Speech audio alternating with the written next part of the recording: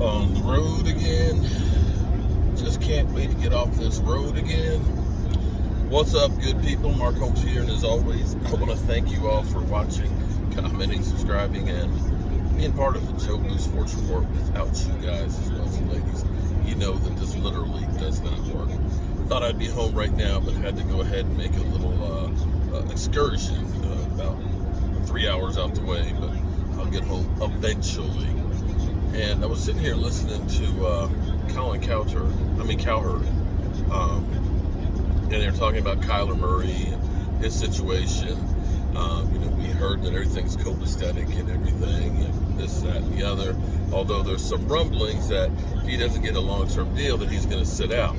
Now, I think that's bullshit because the way the rules are set up, when the NFL did the collective bargaining agreement, they gave the players a few goodies, little teasers, little candy, so to speak. Oh, don't worry, we're not going to test for weed anymore. So if you want to pass the Dutchie from the left, you're okay. Hey, we're going to shorten the off season so you don't work so much, man. You're not going to tackle in practice, okay? We're going to do things that you guys like. And in return, we're going to make you sell your soul to the devil. We're going to do things like, if you hold out, we're going to charge you a non-refundable game check. And if you do decide that you're going to hold out for a whole season, guess what? You don't get that year. It just gets added on down the road, making it literally impossible to sit out a season. So I believe that that's all a crock of crap. And now you're seeing, like, business, 2 quick bucks. No, it's not. It's not your year. Now you're seeing, like, the 49ers trying to basically say, we're not sure we're really going to get rid of Jimmy Garoppolo, because they're trying to sweeten the deal that they get for him. Because the reality is they've created the quarterback monsters. You've got guys like Aaron Rodgers that can say, I want $50 million and stuff, even though, we've been to the NFC Championship game 3 years in a row and fails. And this year, of course, they lose in the first round of the playoffs. Still being able to control a franchise. Now, for me, I've been thinking about this. This is where, this is a Marxism, my own theory on some things that have happened. People will go through and they'll say, Dak is just a garbage quarterback, man. He tailed off, man. He got into a slump.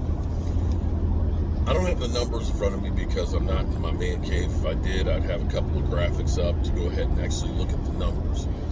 But you can look at everything that happened last year. The first part of the season, we were talking about Dak Prescott in MVP odds. The Dallas Cowboys offense was literally rolling. The reason they ended up with, the highest scoring offense and most yards was because that offense, what it did in the first half of the season. That and also the defense helping the scoring too, let's be clear. And even special teams ended up with a block punt or a touchdown. You can point to the overtime win against New England that was the high water in the beginning of the decline.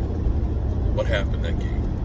That game was where Dak's leg, the calf, ended up going. Now again, I don't have any evidence, any proof or anything like that, but I believe that leg was a lot worse than what we're led to believe. I believe that, if you think about what happened to that body, when that foot, that ankle snapped like that, the ligaments and the tendons and everything else in there bent, tore, ruptured, and all that, and basically ended up being a big mess. To literally less than a year later, coming back from that kind of an injury, your body is still healing.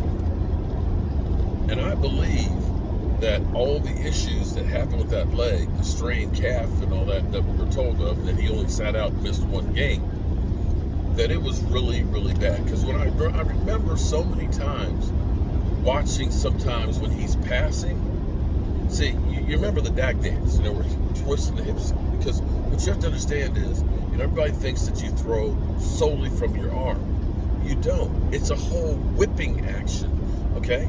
When I throw shot put, it's about getting your legs and your feet into that position where you can really just push everything through. The arm is just driving it, giving the final push off of it. But it's that speed and momentum and whipping action that gets you the velocity. And if you can't step into the throw, if you can't plant and push off and twist and pop the hips, you don't pass with the same velocity, accuracy, and oomph. You don't hear that ball humming in the air. And so many times later in the season, you would see Dak where he's literally throwing and he's off the ground. And I believe, honestly, that right there shows that he could not plant on that leg, and that leg was just shot. I believe it was totally shot. Of course, when we heard about the Pro Bowl and the chance to go for Vegas, and being with all your friends and things, that he was like, I need rest. Okay, did you look at that game? Did you really look at the Pro Bowl and see that they weren't doing anything? Hell, they weren't even jogging. I've seen more vicious flag football games than we did the Pro Bowl. And instead of him going there, it's like, nah, I'm going to just rest. So for me, I believe that leg was the turning point for the season and for him. And I believe that after what happened and transpired the year before, that no matter what, Dak was not going to not be there with his teammates. He did not want to let them down. So come hell or high water, no matter how bad it is, I'm going to be here. And I honestly believe that. The good thing is, the season's over, been over, and from the time that we lost that game about 5 weeks ago, it's been time for him to be able to rest this thing and just heal. Because from the moment he had those surgeries and got out of the cast and things, it was nothing but rehab, pushing the envelope to try and get him ready as possible. And you'll remember, it wasn't until well into the OTAs before he got cleared to practice and was never really able to practice fully. So you have to look at this and say, it's been literally a year plus of doing nothing but getting ready for the season and then playing those games, that his leg didn't literally have a chance to catch its breath.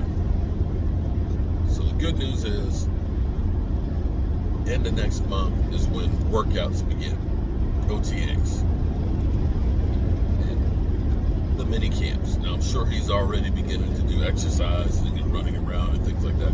But this is a chance for this thing to heal, and I think he's going to come back with vengeance next year.